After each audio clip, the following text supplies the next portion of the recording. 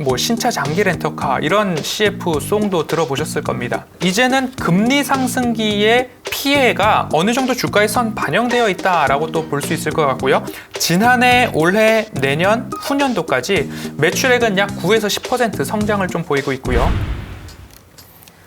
안녕하세요. MTNW 야간 특송 시청자 여러분, 허반석 어드바이저입니다. 최근 시장이 일희일비 기진맥진 자포자기 여러 이야기들이 시장에 나오고 있고요. 가끔씩 외국인들의 수급에 의해서 코스닥이 5%, 4% 막 오르기도 하고 있는 모습입니다. 그런데 그 추세가 아직 유지되고 있지 못하고 있는 상황인데요. 그 원인을 살펴본다라고 한다면 지난 6월 말에 PCE 개인 소비 지출 발표가 있었습니다. 그것은 CPI 소비자 물가지수 발표의 예고편 성격이다라는 말씀을 드렸고요. 그때 당시에 그렇게 너무 걱정스럽다.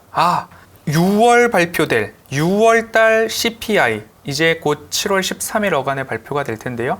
그것도 너무 어렵겠다라는 전망이 나오기보다는 오히려 3개월 연속 PCE가 하락을 하고 있는 모습들이 그래도 시장에 기대감을 갖게 했고, 그러면 7월달 CPI 소비자 물가 지수와 그리고 FOMC 회의와 그리고 나서 월 말쯤 2분기 GDP 발표까지 남아 있습니다. 시장은 바닥인 것 같은데 하면서 실제 데이터로, 실제 눈으로 인플레이션 완화가 나오고 있는지 확인을 하고자 하는 흐름들이 있지는 않은가라고 좀 전망을 하고 있습니다. 그래서 그럼 7월 달은 어떻게 해야 하느냐? 허반석의 모멘텀 투자 레터 7월의 캐치프레이즈는 앞서 말씀드렸듯이 우려와 완화 사이를 번갈아 가면서 오고 가고 있는 시장이다. 그래서 지수 자체도, 주가 자체도 발목과 무릎 사이를 끊임없이 변동성으로 오락가락 할 것이다 라는 말씀 드려오고 있습니다. 그래서 너무 시장이 오를 때, 주가가 오를 때 내가 괜히 이 종목은 지금 사야 돼 라고 덜컥 급한 마음에 접근하시기보다는 오히려 주가 지수가 조정이 나올 때, 그리고 종목들이 조정을 보이고 있을 때 발목, 복숭아뼈와 가장 가까울 때 이 종목은 외국인 수급도 들어오고, 그리고 재무적 모멘텀, 매출과 이익도 좋아지고 있고, 그리고 가시적 모멘텀, 이 기업은 이러이러한 것들이 이제 곧 시작된대, 2달 뒤에 이러한 일들이 일어날 것이래, 3-4달 뒤면 연말 안으로 신공장이 완공돼서 매출액과 이익이 더 증가할 거래 라는 눈에 보이는 모멘텀이 있는 기업들에 대해서는 오히려 저가에 관심을 가져보는 시기로 이 시간을 활용해 보시면 좋겠다라는 말씀 드리고 싶습니다. 지금까지 시황에 대해서 말씀을 드릴 때 발목과 무릎 사이에서 발목과 가까이, 그리고 또 한 가지 외국인의 수급에 집중해 보자 라는 말씀들을 드리고 있습니다. 그런데 그 외국인의 수급은 지금 주가 바닥에서 쇼커버링이 나올 때, 공매도 환매수가 나올 때는 전 종목과 전 업종을 다 사들이고 있기 때문에 향후 주도주가 될지 좀 가리워져 있습니다. 그럼 어떻게 하느냐? 6월 달부터 혹은 5월 달부터 6월 말일까지 우리 시장이 지속적으로 하락하고 있을 때 외국인들은 과연 어느 업종에 순매수를 이어왔느냐? 그리고 종목들 속에서도 외국인들이 어떤 종목을 끊임없이 담아왔는가? 그래서 우리가 시장에서 주목할 것은 외국인 수급에 주목해보자 라는 말씀 꼭 드리고 싶습니다. 오늘 살펴볼 종목은 신차 장기 렌터카 이런 CF 송도 들어보셨을 겁니다. 그래서 중고차 매매업도 하고 있고, 차량 렌탈 사업도 하고 있고, 전자기기 일반 렌탈, 그리고 중장비 렌탈, 계측 장비 렌탈, 이런 일반 렌탈도 하고 있는 회사입니다. 롯데 렌탈인데요. 공모가 5만 원 이상에서 지금까지 꾸준하게 하락을 해오고 있는데요. 당시에 구주 매출로 인해서 엑시트 하려고 하는 세력들이 있다라는 점도 좀 감안되어서 주가는 지금 38,000원 아래에서 거래가 되고 있는데요. 현재 주가는 어느 정도 일정 부분 조정을 받았다라는 생각을 하게 됩니다. 그럼 짧게는 박스권 하단에 있다라고 볼 수도 있을 것 같고요. 그러면 지금 이 순간에 롯데렌탈을 말씀드리는 이유, 제가 주목해서 보고자 하는 수급 어디라고 말씀을 드렸죠? 바로 외국인 수급이었습니다.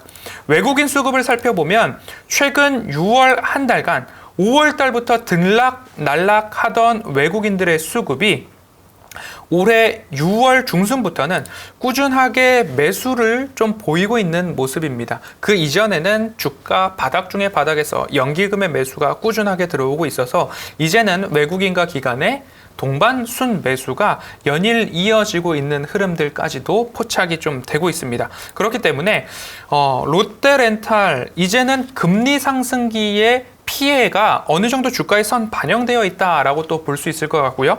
매출액과 영업이익을 좀 살펴보도록 하겠습니다. 지난해, 올해, 내년, 후년도까지 매출액은 약 9에서 10% 성장을 좀 보이고 있고요. 영업이익도 지난해, 올해, 내년, 후년까지 18%에서 10% 내외의 성장.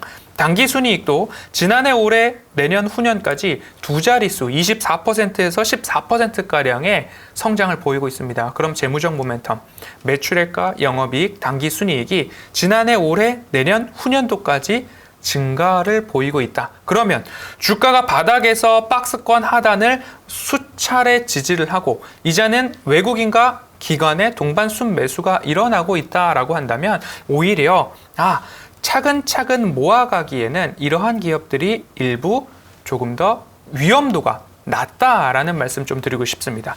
마지막으로 이 기업의 가시적 모멘텀을 좀 말씀드리고 싶은데요.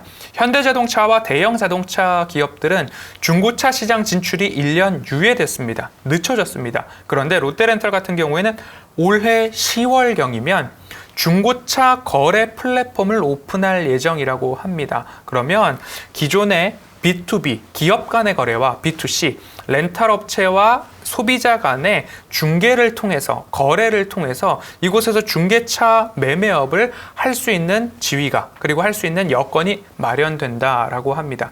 지금 신차를 출고하기 위해서는 1년, 2년 다 기다려야 된다라고 하는데요.